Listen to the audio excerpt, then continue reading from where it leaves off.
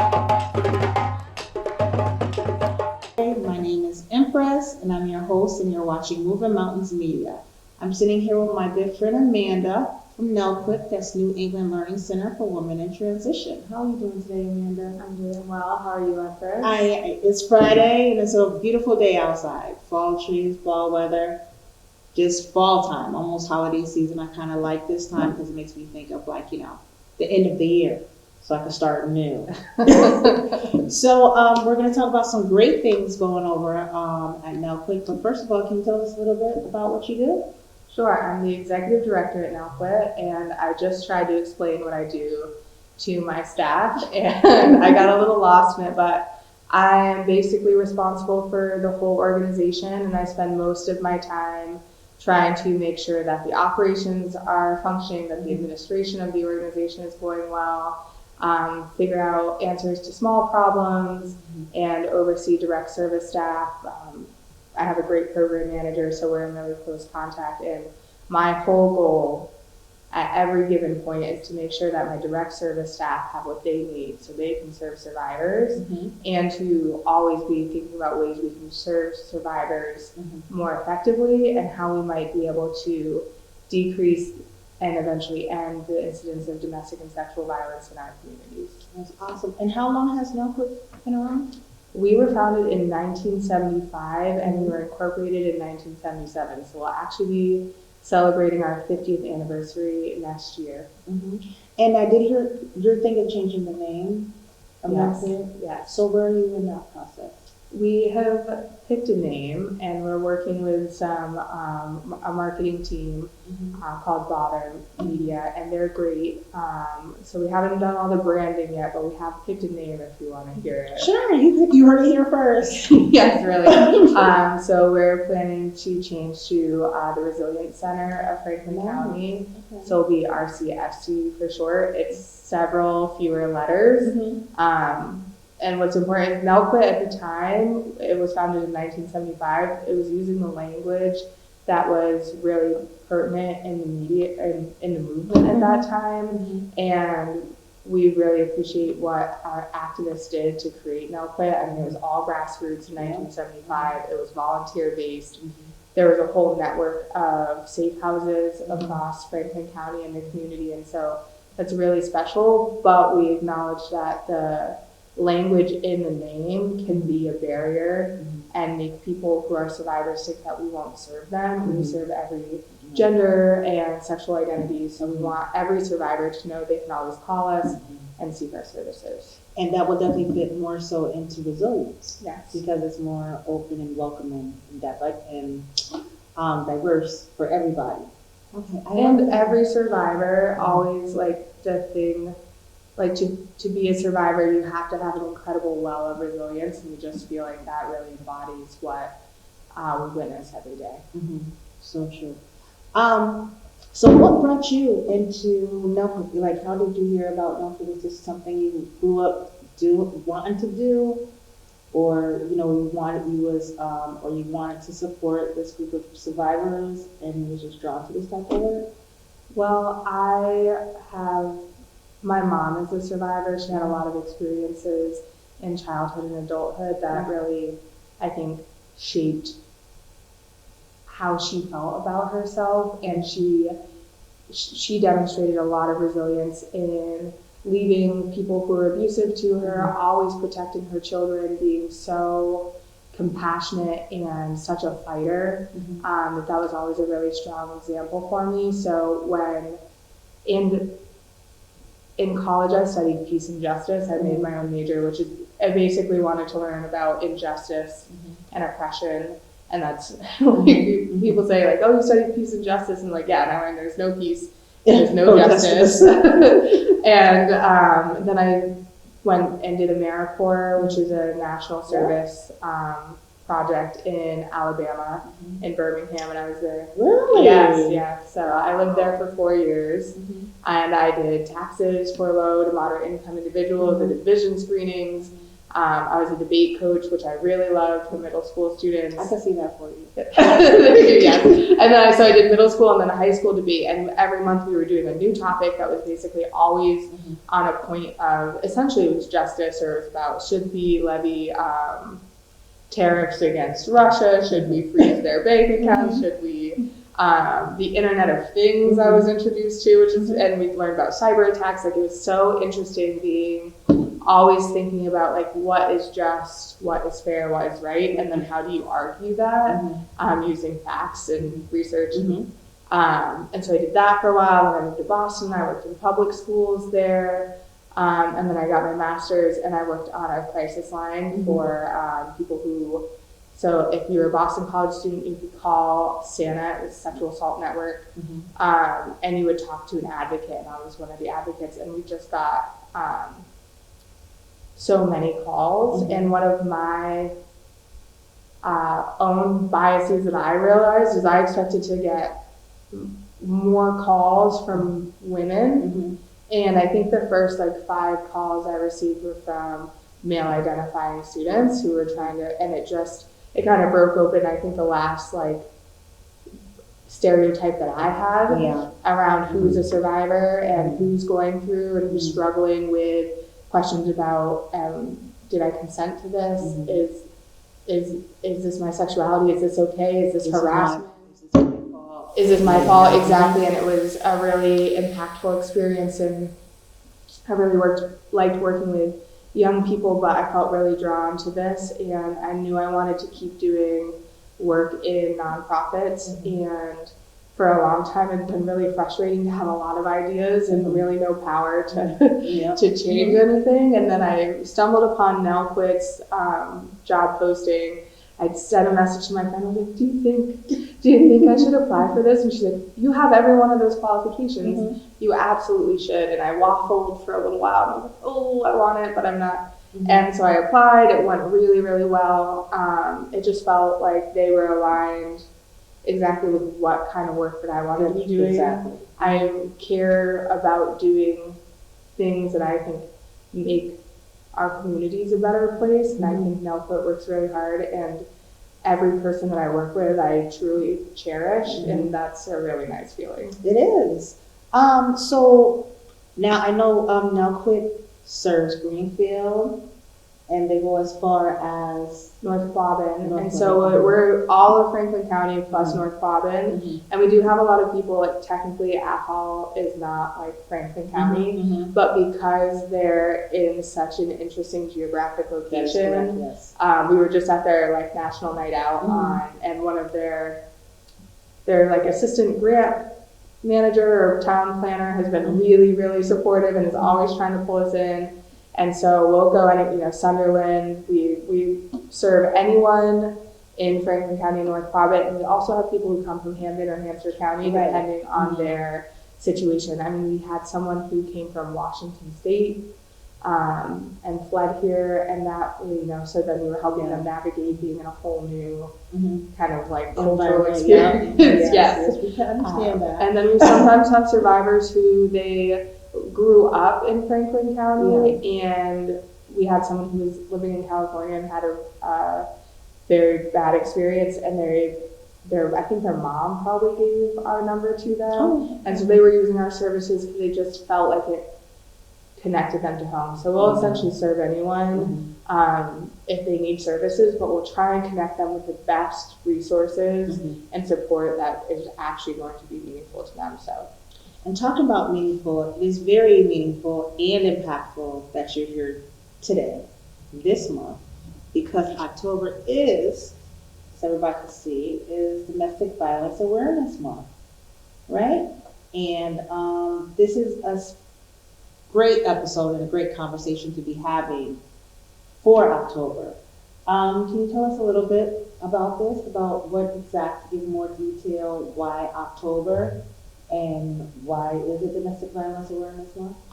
I'm not sure why they chose October, to be honest, but I know it was an effort, again, by activists and survivors to have it Domestic Violence Awareness Month established, because There historically has been a lot of stigma and silence around domestic violence, and domestic violence is a community issue. It impacts the community. Yes. Even if you aren't experiencing DV, it's around you. They're your coworkers, your students, your loved ones can often experience domestic violence or intimate partner violence.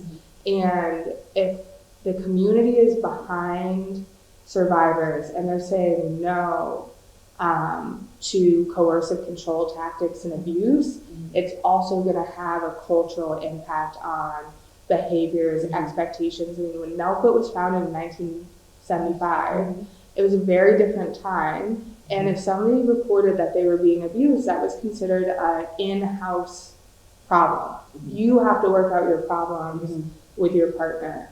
It was seen as something that was not the business of anyone else. And that kept a lot of people in really bad situations for a long time. And so that stigma still exists. It's very hard to say if you're experiencing domestic violence, or you'll have people who don't understand the real challenges, logistical, monetary, emotional, that come with trying to leave a situation that is really harmful. And so the question, the worst question you can ask someone is, why didn't you leave?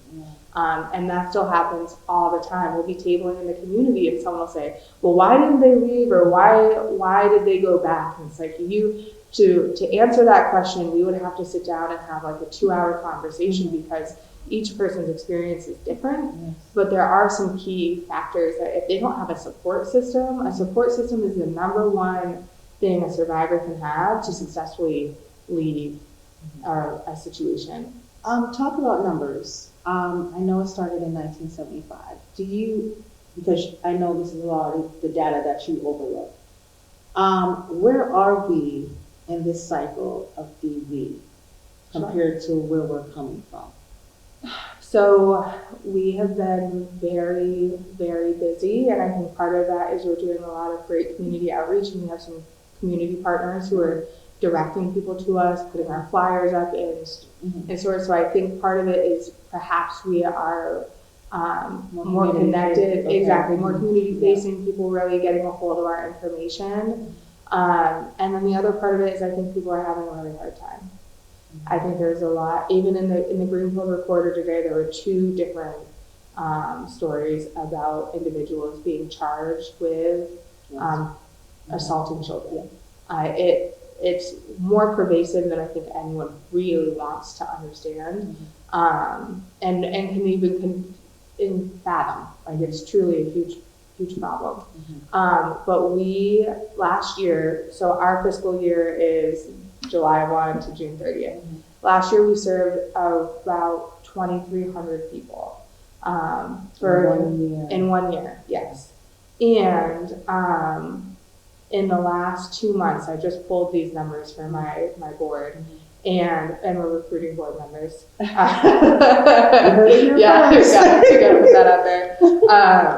We had 90 walk-ins. So it's not all unique individuals, but in 60 days, we had 90 different points where people walked in, not their regularly scheduled counseling appointments, not our crisis line calls, just people walking through the door. We had 5 medical advocacies to hospitals, which is where we will accompany someone who's getting a sexual assault examination done, called a SANE kit. We'll go to the hospital to be with them. We had 5 in 1 month, and last year we were called to do 10. There were obviously more than 10 in the last fiscal, but the hospitals have been great about calling us, and unfortunately I also think more people are going to it's twofold. I think the incidence is high, and then people's education is higher. I think social media is really helping people understand consent and boundaries and get more information about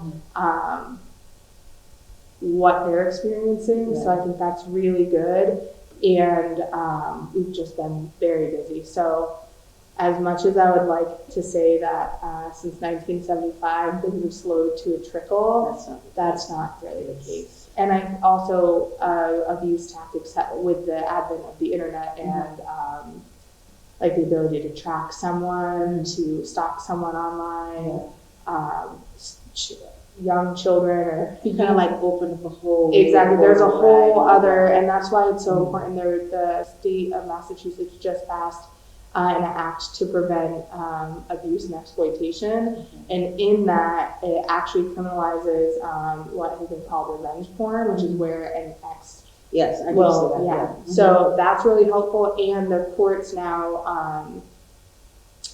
it can grant a restraining order if coercive control, like economic economic abuse, or like different control tactics that aren't necessarily physical abuse, they can now grant a restraining order if someone's doing some of these behaviors. My next question for you is,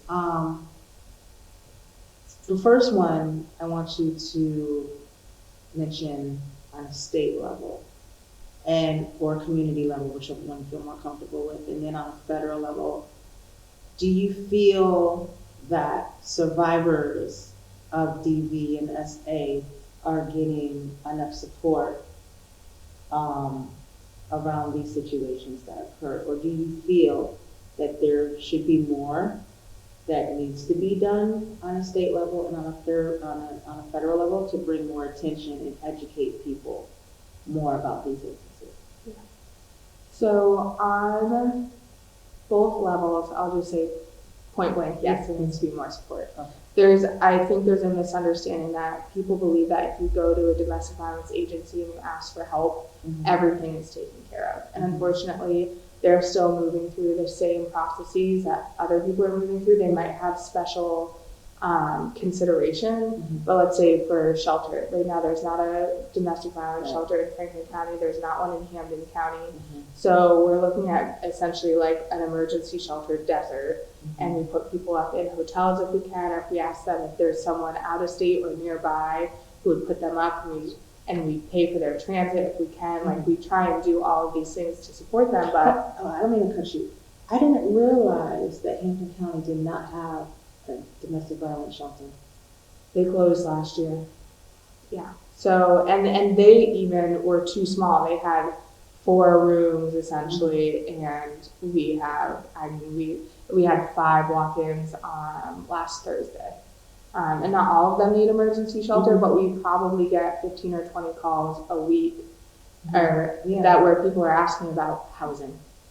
And this is a major problem because if somebody's in a domestic violence situation and needs to get out immediately,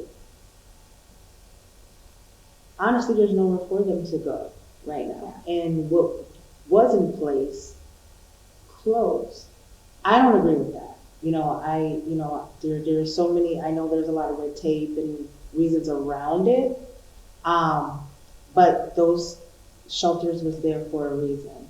And now if something was to happen and somebody needs to escape a dangerous situation, there's nowhere for them to go. And that's what I mean, like, as far as, just like you were saying, like on the state level and federal level, there needs to be more, because there should be domestic violence shelters set up in these counties to assist individuals who are going through domestic violence. And the fact that there isn't okay. Yeah. So I will say there's a family shelter program that's really effective once you get it in, but it can take time. And we do a lot of safety planning with people if they're not ready to leave yet, or if they're like, I can't go stay in a hotel. Because once you're homeless, once you're designated as homeless, you have a lot of different agencies that can help you, and then others that can make things harder for you. So like if you're someone who's a parent and you have your children with you and you're living in your car, DCF gets involved, and of course they're looking out for the well-being of the children, but in a landscape where there isn't good emergency housing, and more importantly transitional housing into permanent housing, and transitional housing is where people could stay and set down, have an address they can, if you just left a situation, you had to leave your home and likely your job behind, because there are a lot of employers who don't understand why you would have to start missing work, but you go to court for a restraining order and a restraining order return or custody, you have to leave work. And then if you don't have the paid time off, or if they don't want to work with your schedule, and if you don't want to tell them exactly what's going on, right? Because that's hard to do that too. You don't want to bare your soul. You might lose your job and then your source of income, and you don't have a place to stay, and your kids are at risk of being taken away. And so there are people who everyone is always making the best choice available to them. And we on the outside might think, well, this makes more sense. But they're the ones who know. They're the ones who understand, and they might make the decision to return to an abusive situation because they didn't see, they're playing out the likelihoods and the pathways, and they're like, I think I can figure out how to survive this. Is something, like you said, resilience is one of the things that survivors hold, and what they're always doing is trying to figure out, where do I have the best chance of survival? And then another thing that just popped in my head when you was talking, and a lot of people who's going through these situations is probably think of how many numbers you have of people who's reporting this or having the courage to walk through the doors to even get to that next step. Just think about the numbers that don't, because they know that all these obstacles they have to go through. And if they are in a housing situation or might even end up homeless, they could be the most caring parent because of the situation. Then you get DCF involved, you get this involved, you get that involved, and they almost see that as more of a threat to walk away than stay.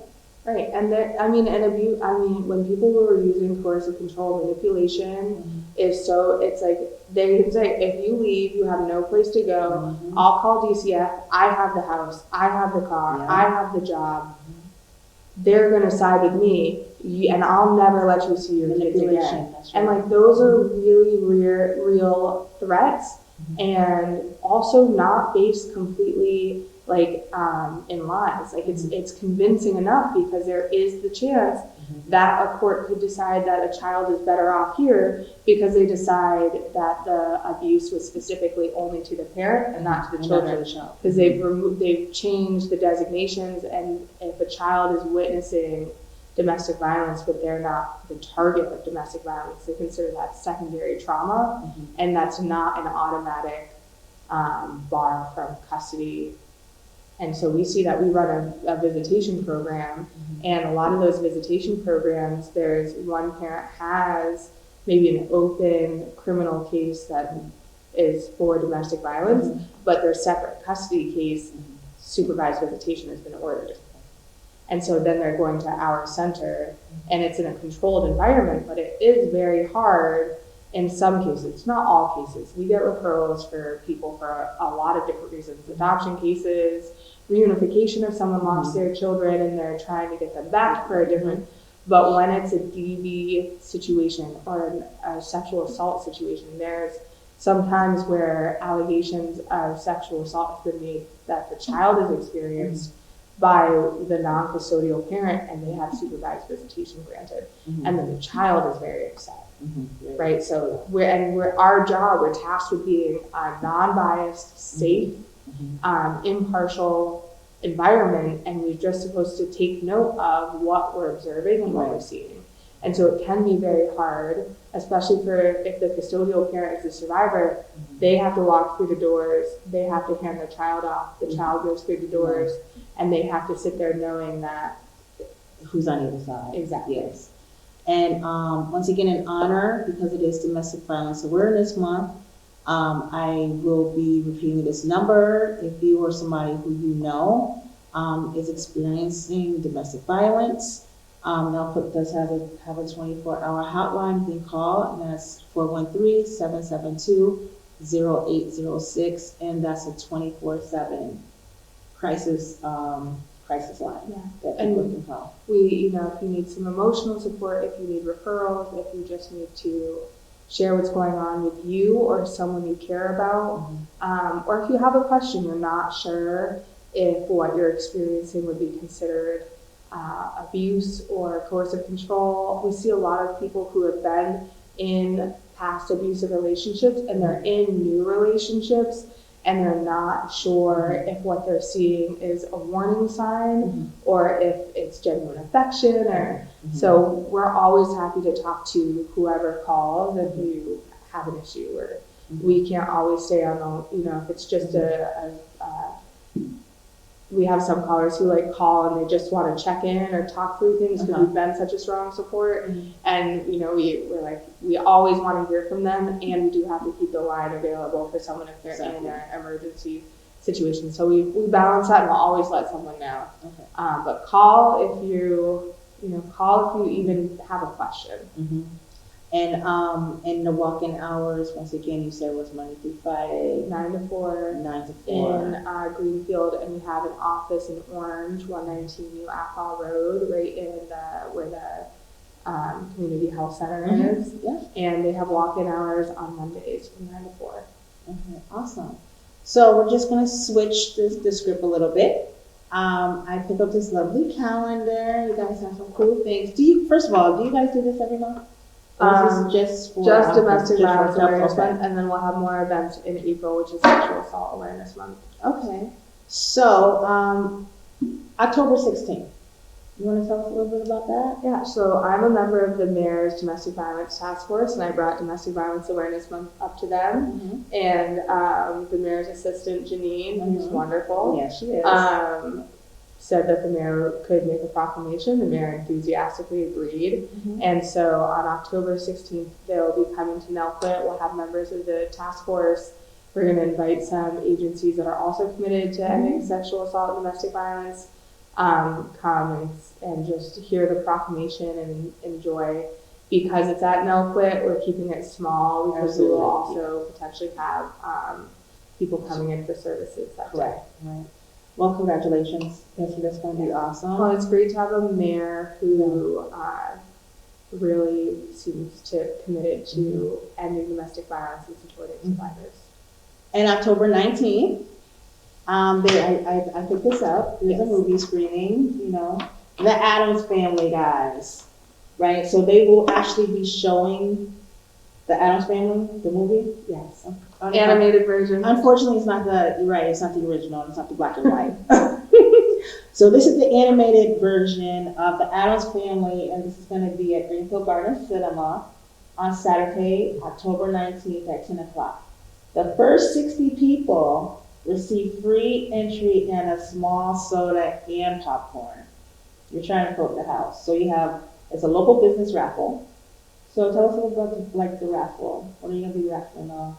Well, we're still working on getting prizes. Well, Amanda, you don't have long. I know. We're a small organization, so it's so funny. Our direct service workers will be like, okay, I'll go between this hour and this hour before I have this client. And our local businesses have been very supportive in the past. But in the past, we raffled off a new bike helmet, which was really nice and was donated by Bicycle World. We had an Upper Bend gift card that was very popular that I actually won. People can argue that I shouldn't have been able to win it, but I put a lot of raffle tickets in. We've had Mesa Verde, Thai Blue Ginger, like the communities, exactly. Business. Okay. And then last year, Fire Type Chocolates in Northampton did a special NELCWIT chocolate. And so we also raffled off a box of those chocolates. So we're going to have a mix of great things. Why did you talk about Northampton? If you guys, they have a cookie shop in Northampton. What I heard is everything is cookies. Everything is special. cookies. It used to be cupcakes, now it's cookies. Listen, I'm a cookie person. I'm a cookie person. And healthy relationships bingo. I know what bingo is. Yes. What's healthy relationships? So we chose the Addams Family because they actually showcase a lot of really healthy boundaries and good relationships with each other, even as they're supposed to be the weird yes. They're the weird ones, but they are, if you look up any list of movies where it's like healthy boundaries and consent and like strong relationships, The Addams Family is on every single one. It's October. It's a really, really cute movie. We, of course, screened it to make sure it would. And what we're hoping for is that people will bring their kids out and they'll have a nice time together. So it's a nice family event. And the bingo will have different moments on it where it's like, okay, put a sticker over this one if you heard Morticia say something very kind to Gomez, or when, yeah, like when did Wednesday show restraint? I like that. So it's just a fun way to get people engaged and thinking about healthy relationships. And actually that education is one of our focuses, because we really can't stem the tide of coercive control without doing a lot of education and outreach. That's And right. so we'll be tabling at Greenfield Garden Cinemas. We'll have informational information for parents and caregivers and individuals. So if you're interested in our services because you need them, or you have a friend who might need them, you can take that information. If you're someone who's raising a small human and you're starting to think about what do they need to know about bodily autonomy, consent, relationships, we'll have some age-appropriate items. And it's mostly just, let's do something fun. We kind of hope it's a rainy day, And watch so the more people album come. and eat some popcorn. Exactly, and do it soda. for free. We don't want things to be cost prohibitive. So if you are So this is a someone- free community event. Exactly. Okay. All right. So we have some dates here. We have October 16th, the proclamation. We have October 19th at 10 o'clock. That's the movie screening of The Addams Family, sponsored by NELCWIT. Don't forget, it's free for the first 60 people. I'm sorry. Yes, first 60 people receive free entry, small soda, and popcorn. And I have to say, Greenfield Garden Cinema has the best popcorn They really do. ever. Yes. Ever. And they let you put your own amount of butter Yes, on it, they which I do. That's another appreciate thing. the And I'm usually autonomy. like, yes. Yes. October 19th from 9 a.m. to 1:30, you'll be at the Greenfield Farmers Market. Yes. And we'll be there this Saturday as well, so come say hello. Okay. So the first 3 Saturdays in October will be at the Greenfield Farmers Market, and we will have either little boards for people to paint, or we'll have printouts if you don't want your child, or you're an adult who wants to color instead. We'll have multiple options. Awesome. So that's 9 to 1:30. And then October 30th from 3 to 7, a community resource fair at Mohawk Trail. Yes. Okay. And I think it's a like trunk or treating experience, so we'll have candy. Oh, so you have to have candy. Yes, we'll have lots of candy. We ordered special pens. Okay. The swag is there, so I have to swear. exactly. So guys, October, like I said, October is Domestic Violence Awareness Month, and there's so much to do. Come out and support NELCWIT. Like I said, those dates are the 19th for the movie screening, the 19th for Greenfield Farmers Market, and the 30th for the Community Resource Fair. And once again, if you or someone you know is experiencing domestic violence, please call NELCWIT's 24-hour, 7-day-a-week hotline at 413-772-0806. Thank you so much for watching another episode of Moving Mountains, and thank you so much for coming, my friend Amanda. Thank you. Have a great day.